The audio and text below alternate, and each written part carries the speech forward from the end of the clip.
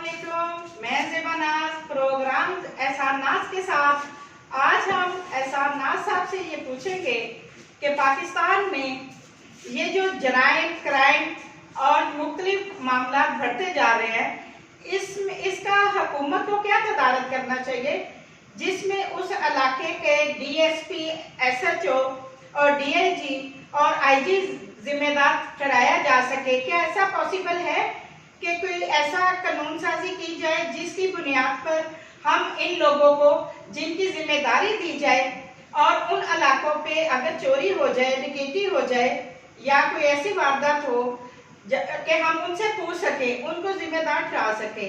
जी, आज इसी मौजू पे आज हम एहसान नाज़ साहब से ये पूछेंगे कि क्या वो ये सारे जितनी बातें मैंने की है, क्या वो इस पे एग्री करते हैं और इसके जिम्मेदार इनको ठहराना चाहिए।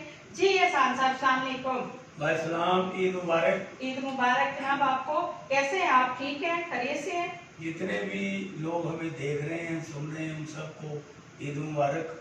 जी तो जो आपने सवाल किया है ये बहुत ही अहमियत का हामिल सवाल है, क्योंकि पाकिस्तान में आज तक किसी को भी किसी मामले में जिम्मेदार नहीं ठहराया जी, जिसकी बुनियाद पर जराइम बढ़ते हैं, क्राइम बढ़ते हैं और उसको कोई रोकने वाला नहीं है। जी, और जब कभी कोई चोरी डकैती या कोई वारदात होती है तो वो कंप्लेंट लेके थाने जाते हैं ना, जी, तो मोस्टली ये कहा जाता है कि आप अपने गनमैन रखें, जी, बिल्कुल, आप अपनी हिफाजत करें। जी, यानी पुलिस अपने आप को जिम्मेदार नहीं ठहराती। नहीं ठहराती, बिल्कुल, किसी को कहते हैं आपने दीवारें ऊंची नहीं की हुई, जी, किसी को कहते हैं आपने इतने पैसे अपने पास क्यों रखे हुए थे, जी, किसी को कहते हैं ये मालो सर आप इतना अपने घर में क्यों रखते हैं। जी, ये सारी बातें वो ये फजूल बातें, ये नहीं, कभी उन्होंने ये नहीं कहा कि ये हमारी जिम्मेदारी है, हम इसको कबूल करते हैं और आपकी ये डकैती जो है, आपकी ये चोरी है, इसकी जिम्मेवार हम हैं, हम आपको ढूंढ के देते हैं। जी, बिल्कुल, तो इसलिए अगर हुकूमत ये अपनी जिम्मेदारी निभाए और कानून साजी की जाए कि जिस इलाके में कोई जराइम होगा उसका जिम्मेदार SHO होगा। आज DIG ऑपरेशन ने लाहौर ने तो बड़ा अच्छा फैसला किया है और मैं उन्हें मुबारकबाद पेश करता हूँ कि उन्होंने कहा कि जिस इलाके में पतंगबाजी होगी जी, जी, उस पतंगबाजी के जुमरे में SHO को जिम्मेदार ठहराया है। जी, DIG ऑपरेशन साहब आप उनको कहें कि उनको मुअत्तल किया जाएगा, उनके खिलाफ तदीबी कार्रवाई की जाएगी। जिम्मेदारी ये होती है जी, क्योंकि पाकिस्तान में कोई भी जराइम हो, वो कोई भी क्राइम हो, कोई भी मामला हो, उसके लिए कमेटी बना दी जाती है और कमेटी उसको साफ करने के लिए होती है, लेकिन उस पर किसी किस्म का अमल कोई नहीं होता। जी, तो मैं वज़ीर-ए-आला पंजाब जनाब उस्मान बुज़दार साहब से, जो कि शरीफुल नफ्स हैं और उनकी शोहरत भी शराफत की वजह से है, उनसे ये मुल्तमस हूँ कि वो पाकिस्तान में नहीं, अपने सूबे में जिस इलाके में कोई जुर्म हो उसका जिम्मेदार SHO को डराएं और उसे सजा दें। कोई ड्रग इंस्पेक्टर है, उसके इलाके में अगर ड्रग के मामला में कोई मामला होते हैं तो उसको मुअत्तल करें, उसको सजा दें, बिल्कुल, जिम्मेदार ठहराए। बिल्कुल, इसी तरह बाकी भी जितने मुख्तलिफ महकमे हैं, महकमा नहार है, महकमा ज़राअत है, महकमा खजाना है, जितने भी महकमे हैं उन सब में जिम्मेदारी ठहराई जाए कि अगर ये जुर्म होगा, ये चीज पकड़ी जाएगी, ये मामला खराब होगा। बार बार बात आती है कि गंदम के गोदामों में वो रेत मिला देते हैं, अपनी गंदम में वो बजरी छोटे छोटे टुकड़े ईंटों के मिला देते हैं उसका वजन बढ़ाने के लिए, या फिर वो गंदम जो है उसकी बोरियां बारिश में गल सड़ जाती हैं। ये जुर्म है, क्राइम है, ह्यूमन क्राइम है। इसके बारे में हुकूमत को फैसला करना चाहिए कि जो लोग ऐसे जिम्मेदार हों उनके खिलाफ तदबीर कार्रवाई की जाए, उनसे वो रकूम हासिल की जाए जितना नुकसान हो और उनको नौकरियों से मुअत्तल नहीं, उनको नौकरी से फारिग किया जाए। तो मैं देखता हूँ कि कल जराइम कैसा होगा, कल ऐसे मामला कैसे होंगे, लेकिन ये हुकूमत को स्टेप उठाना पड़ेगा और अगर ये हुकूमत स्टेप उठा ले तो इसके दूरदर्श नतीजे प्राप्त होंगे। जी जी, एहसान नाज़ साहब, ईद का दिन है खुशियां मनाई जा रही हैं, कोरोना वायरस भी है। आप हमें एहसान साहब ये बताएं कि आप ईद कैसे मनाते हैं और आप पाकिस्तान की आवाम को आप क्या मैसेज देना चाहते हैं कि ईद के दिन वो किस तरीके से हम किन किन लोगों को ईद के दिन में खुशियों में अपनी खुशियों में शामिल करें और किस तरीके से ईद मनाएं कि आपसे आवाम भी खुश हो, आप सेफ भी रहें और कोरोना का भी एक जो वबा फैली हुई है उसको भी एसओपी के तरीके से इस्तेमाल किया जाए और आवाम के पास भी जाया जा सके।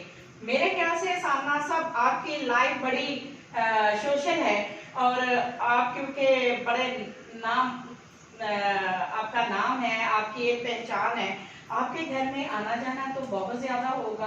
आप एसओपी के मुताबिक कैसे उनको एंटरटेन करते होंगे, जरा इस बारे में रोशनी डालें। सबसे पहले तो देखिए, जिस टेबल पर बैठकर हम ये प्रोग्राम कर रहे हैं जी, वो ईद का पैगाम देता है। जी बिल्कुल। यहाँ वो हर चीज़ मौजूद है खाने के लिए जी, जो ये जाहिर करती है कि आज इस घर में ईद मनाई जा रही है। जी बिल्कुल। नंबर 1।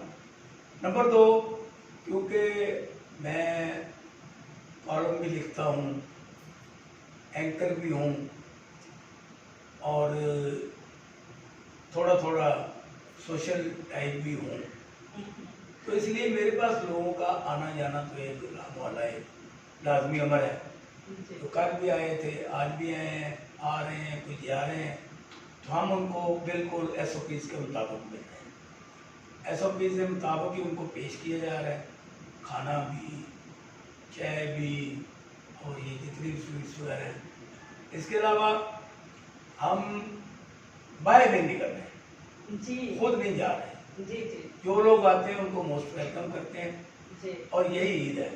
बिल्कुल। सब रही बात ये कि अपने आप को एक्टिव रखना और ये कोरोना वायरस की वजह से बिल्कुल कट जाना, जी, ये मेरी जिंदगी का हिस्सा नहीं है। जी कैसे कट ही नहीं सकते ना आप। क्योंकि आप एसओपीज़ को मुरोज़े खातर रखें, मिलें गिले रश में ना जाएं, अपने घर रश ना होने दें। अब आप जैसे मैं और आप फासले में बैठे हैं, जी ये प्रोग्राम कर रहे हैं, तो फासले में बैठ के कोई बात नहीं। जी बिल्कुल। दूसरी नंबर बात ये है कि हुकूमत ने जो एसओपी बनाए ये बड़ी अहमियत के अमल है और मैं पूरी आवाम से जो मुझे देख रहे हैं उनसे गुजारिश करता हूँ कि एसओपी के मुताबिक ये कोरोना वायरस का मुकाबला करें। और अल्हम्दुलिल्लाह अल्लाह का लाख लाख शुक्र है कि आज पूरे पाकिस्तान में सिर्फ 3 लोग जो है ना वो इस मूजी मर्ज की वजह से इंतकाल फरमाए हैं।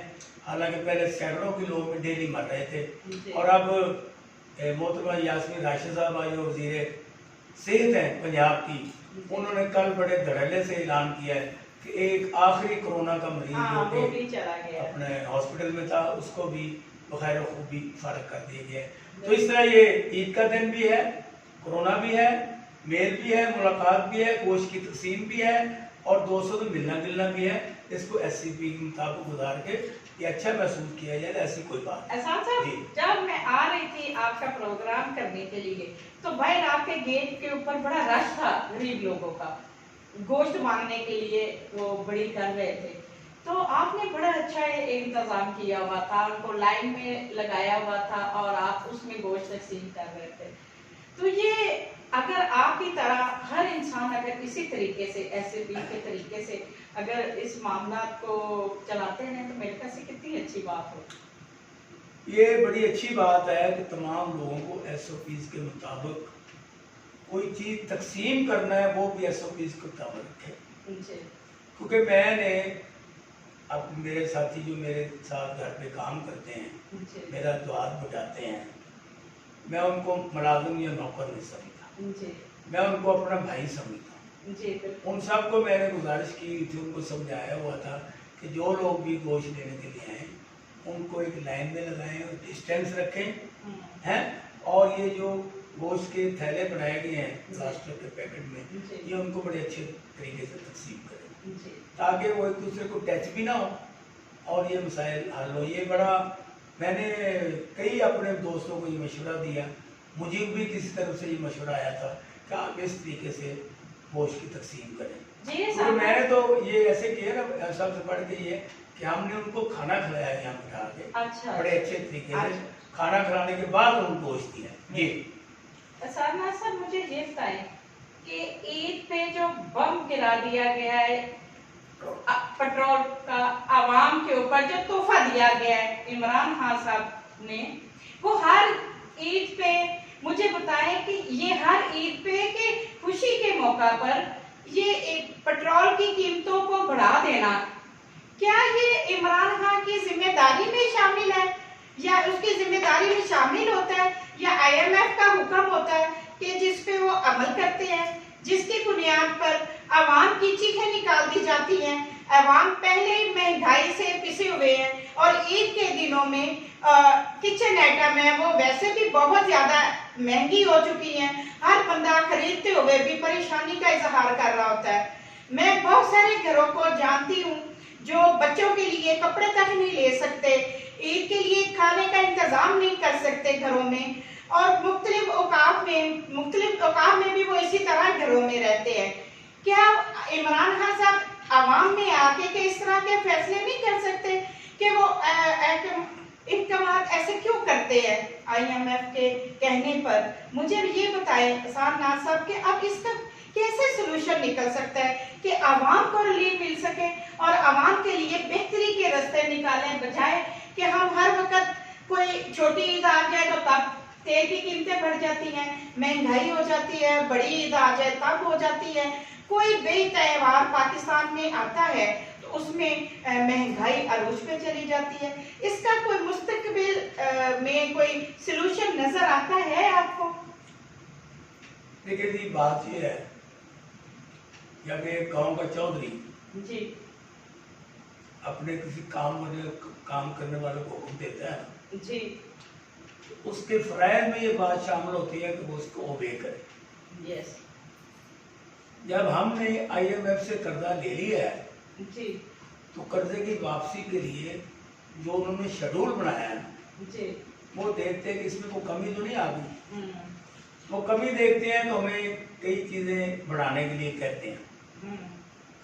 इसमें से सबसे अच्छा हथियार जो उनके पास है ना और फौरी करेक्शन जो है वो है पेट्रोल की कीमतें बढ़ा दो। जब पेट्रोल की कीमतें बढ़ गई उनको पैसे फौरी मिल जाएंगे। इसलिए इमरान खान ने, क्योंकि IMF से वादा कर रखा है और वो मजबूर है, लेकिन इमरान खान ये जरूर कर सकते हैं कि वो ईद के दिन ये तोहफा ना दें, जबकि उन्होंने कुछ दिन पहले 25 रुपए फी लीटर का तोहफा दिया। जी बिल्कुल, 75 से उन्होंने 100 रुपए किया, 100 रुपए किया, बिल्कुल। तो ये वो 105 कर देते उसी वक्त ही। जी बिल्कुल, यानी वो 30 रुपए बढ़ा देते। जी बिल्कुल, ये कोई जरूरी नहीं था। अब उन्होंने ये फैसला किया हर 15 दिन के बाद इसके रद्दोबदल करेंगे। हर 15 दिन के बाद तेल की कीमतों में रद्दोबदल किया जाएगा। ठीक है, ये अगर रसूल की बात है तो ऐसी कोई बात नहीं, लेकिन खाने आजम जो आपको ये लोग समझाते हैं कि ईद के दिन में पेट्रोल महंगा करो, वो आपके दोस्त नहीं, आपके दुश्मन हैं। सियासी तौर पर वो आपको नुकसान पहुंचाते हैं। आप इनकी बातों में ना आया करें। और मेरा भी यही पैगाम है आपको कि आप वो काम करें जो आवाम के लिए बेहतरी हो, आवाम की चीखें ना निकले, आवाम आपका साथी और दोस्त बनने के बजाय आपकी दुश्मनी भी न उतर जाए, क्योंकि जब आवाम दुश्मन हो जाती हैं तो हुकूमतें नाकाम हो जाती हैं। जी शुक्रिया नाज साहब, ईद की बहुत सारी खुशियां अल्लाह ताला आपको नसीब करे और आवाम से भी हम इसी बात से इजाजत चाहते हैं कि आप भी हमें अपनी दुआओं में याद रखें और इस ईद में उन लोगों को ना भूलें जो हमारे मुंतज़िर हैं। अल्लाह ताला आपका हामी और नासिर हो। अल्लाह।